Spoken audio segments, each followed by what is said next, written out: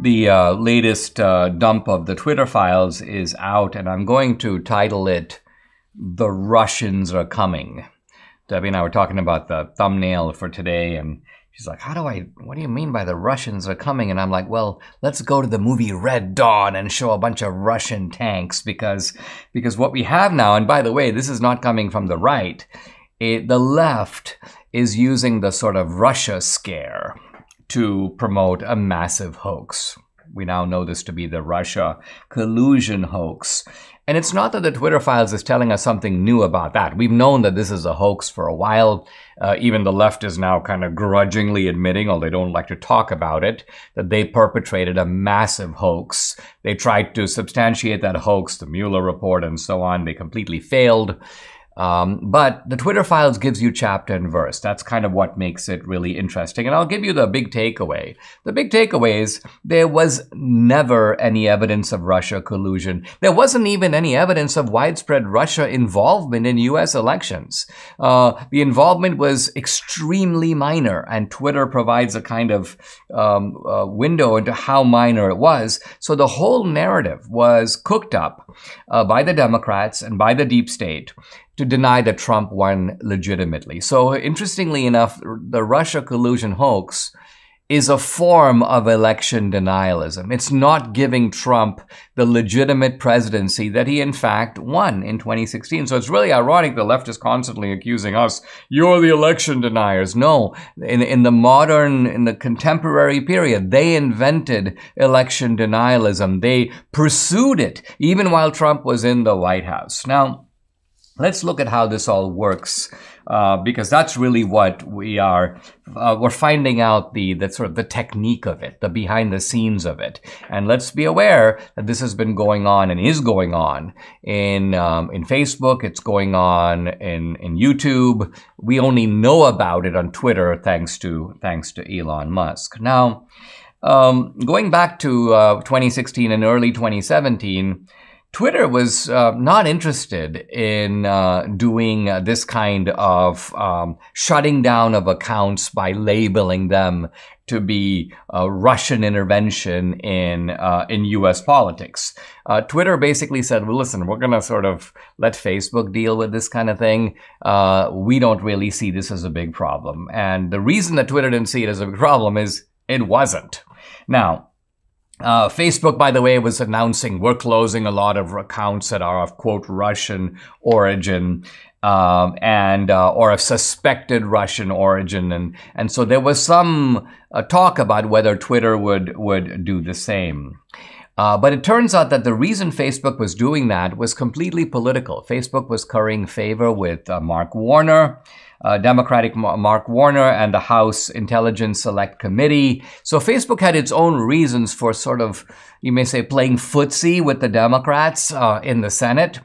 But of course, the media was portraying it as though Facebook was dealing with a serious national or international problem.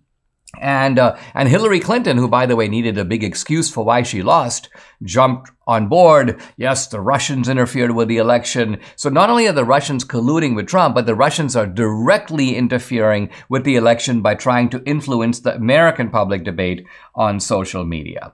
Now, what's interesting about the Twitter files is Twitter did not want any part of this. And so the government began to ramp up the pressure by saying things like, well, you know, we're going to be, we need to take a harder look at Twitter. We need to find out why Twitter is not doing more. And then the media would pick up the narrative and amplify it. So the media would call Twitter, say there were new studies that show extensive Russian involvement in U.S. politics. And so what you have here is the combined pressure of Democrats in the Senate plus the media. And by the way, the media is going with stories that are brazenly and manifestly false. Let's look at how this works. Twitter sets up a Russia task force. They sort of succumb to pressure. They say, all right, we'll take a look at this. And the Russia task force begins to look for Russian accounts, Russian bots. And guess what they find? Nothing. I'm now quoting Twitter. Internal communications. No evidence of a coordinated approach. Of all the accounts found seem to be lone wolf type activity. So one guy here, one guy there. different timing, different spend, different targeting, less than $10,000 in ad spend. In other words, negligible, not going to affect U.S. elections in any way. Then they go on and they say the results of their investigation, they find 15 high-risk accounts, of which, quote, 3 have connections to Russia, and only 2 are specifically connected to the Russian government. They go on and say, we built a new version of the model, and they go, we're seeing substantially more suspicious accounts, but we expect to find under 20. With a substantial type of spend. And yet, as this process goes forward, you find Twitter gradually succumbing to the lie, buying into the rhetoric that's coming out of the Democrats in Congress, succumbing to the pressure of the media. And ultimately, you have the deep state actors, the agencies of the government, sending Twitter account after account after account to suppress and cancel. In fact, there are, at one point, large numbers of accounts, over 250,000 accounts that they want shut down or repressed or censored. So look at the way in which there is a complete mismatch between the reality of Russian intervention, or one should say non-intervention, and then Twitter mobilizing to deal with this non-problem. So censorship here becomes a kind of public fiction, sustained by the media, sustained by the Democrats in the Senate, and ultimately carried out by Twitter. And so the fiction, or the fictional justification, has real-world consequences.